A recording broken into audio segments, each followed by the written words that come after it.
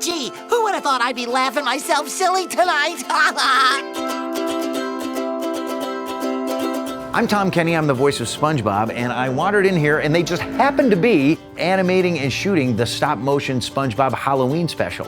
It's a half-hour SpongeBob Halloween special called The Legend of Boo-Kini Bottom, and it's all done old-school stop-motion style. Articulated figures moved incrementally and photographed, and you put it all together and it looks like those classic, beautiful, old-school stop-motion specials that we all grew up with. Hi, I'm Chris from Screen Novelties, and we started working on the special in January. We start with designing all the puppets and sets, and then we bring on all our model makers and puppet builders. So it takes a couple of months to build everything, and then it's going to take about 2 or 3 months to animate the whole special. There's a lot that goes into making a stop-motion special because everything you see in frame has to be designed and built from scratch. This is one of my favorite sets. It's the Flying Dutchman's pirate ship. Yeah, that's cool. And if you look over that way, you'll see the still miniature but much bigger version. Oh, great. I'll stand here for scale.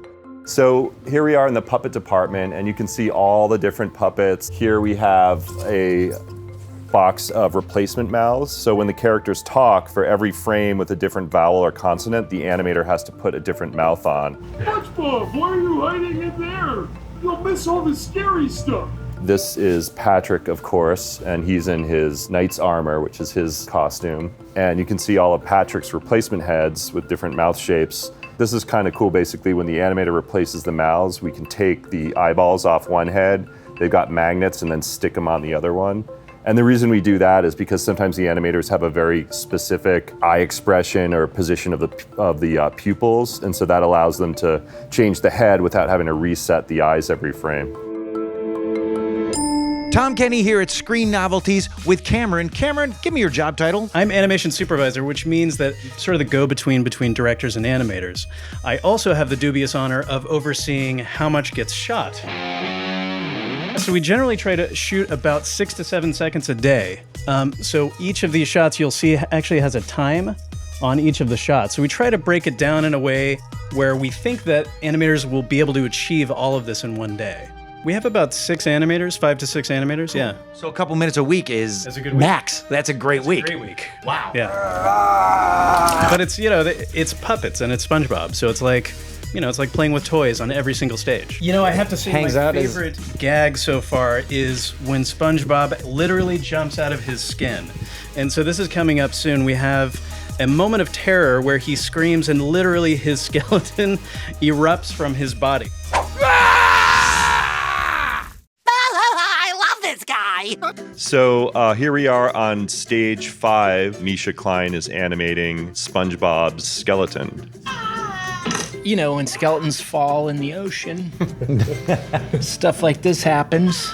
But, he's underwater, so hopefully he gets some of those it's all much there. needed rays. So he jumps out of his skin, the skeleton falls to the floor and shatters, and then he now kind of he's collects just- himself. He's just running the hell out of Yeah. there. And then he's going to get chased by that skin. We shoot for 7 seconds a day, but depending on, how many characters are in the shot and how difficult it is, sometimes it drops below that, or maybe we get an easy one and get ahead of them.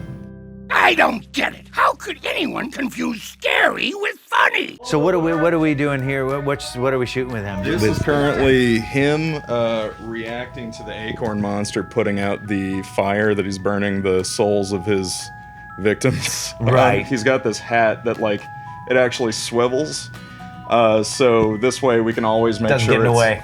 Well, we want to make sure it's always facing camera so that it's got a nice silhouette. Yeah. So that's being conscious of the silhouette's a huge thing.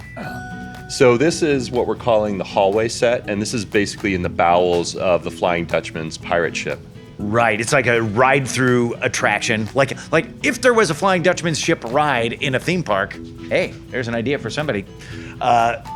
This is what it would be. So you got Knight SpongeBob and Flower Patrick in their Halloween costumes, just kind of cruising through the inner sanctum of the Flying Dutchman. And the cool thing is, this takes up a lot of real estate. Like it kind of Yeah, looks it's a like big set. Like it goes around the corner, and it really looks infinite.